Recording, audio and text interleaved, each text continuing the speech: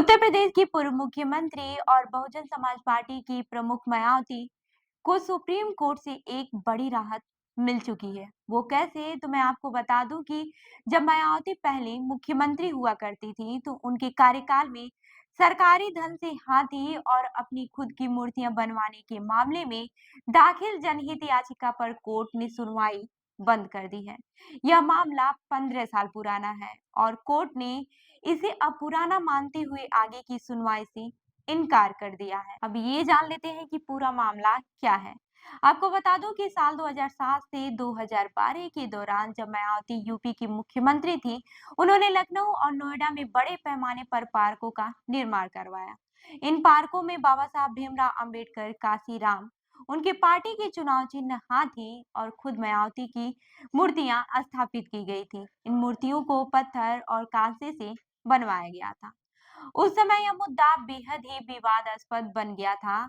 कई विरोधियों ने इसे सरकार का धन का दुरुपयोग बताया। वहीं साल 2009 में सुप्रीम कोर्ट के वकील रविकांत और सुकुमार ने एक याचिका दाखिल की। इसमें आरोप लगाया गया कि जनता के पैसे से बीएसपी के चुनावी चिन्ह हाथी की मूर्तियां बनवाना गलत है। उन्होंने मांग की कि बीएसपी से वह धन वसूला जाए और चुनाव आयोग को पार्टी का चुनाव चिन्ह जब्त करने का निर्देश दिया जाए। आपको मैं बता दूं कि 15 जनवरी 2025 को जब सुप्रीम कोर्ट की बेंच ने मामले का निपटारा करते हुए कहा कि यह याचिका अब अप्रासंगिक हो गई है। जस्टिस बीबी नागरत्ना और सतीश चंद्र शर्मा की बेंच ने कहा कि चुनाव आयोग ने पहले ही इस मामले पर दिशा निर्देश जारी कर दिए हैं।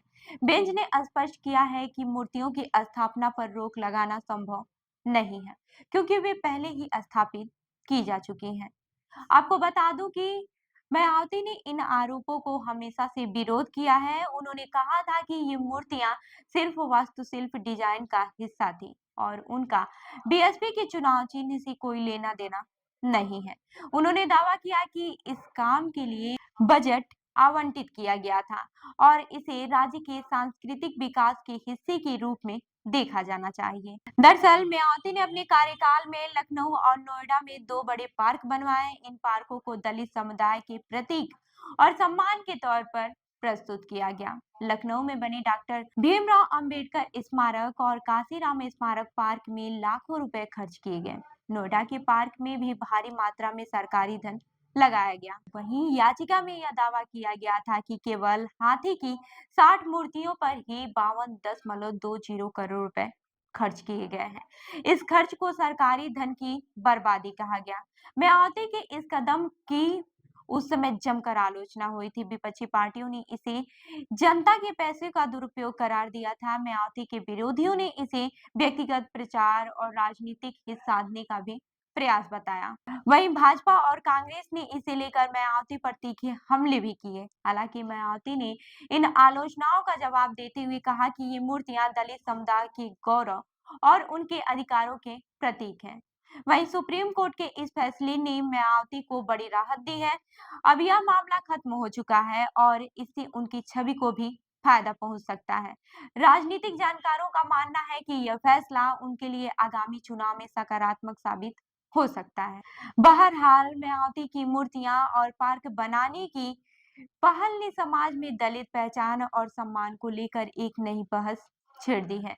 उनके समर्थकों का मानना है कि यह कदम दलित समाज के लिए गौरव को बढ़ाने के लिए था, जबकि विरोधियों का कहना है कि यह सरकारी धन का गलत इस्तेमाल था। वहीं सुप्रीम कोर्ट के इस फैसले के बाद से मायावती को राजनीतिक रूप से राहत मिली है। हालांकि यह देखना काफी दिलचस्प होगा कि इस फैसले का राजनीतिक लाभ कैसे उठाती हैं। उनके समर्थकों के लिए यह फैसला उनकी नीतियों और फैसलों की वैधता को साबित करता है। मायावती और बीएसपी के लिए सुप्रीम कोर्ट का यह फैसला एक बड़ी जीत के रूप में देखा जा रहा है। यह मामला, जिसने एक दशक से अधिक समय तक उनके राजनीतिक जीवन पर प्रभाव डाला, अब खत्म हो चुका है। मायावती इसे दलित अधिकारों और उनकी पार्टी की विचारधारा की जीत के रूप में प्रस्तुत कर सकती हैं। तो इस खबर पर क्या है आपकी राय, हमें जरूर बताइएगा। मैं हूँ रूबी आपके साथ और आप देख रहे हैं जनदर्पण न्यूज। धन्यवाद।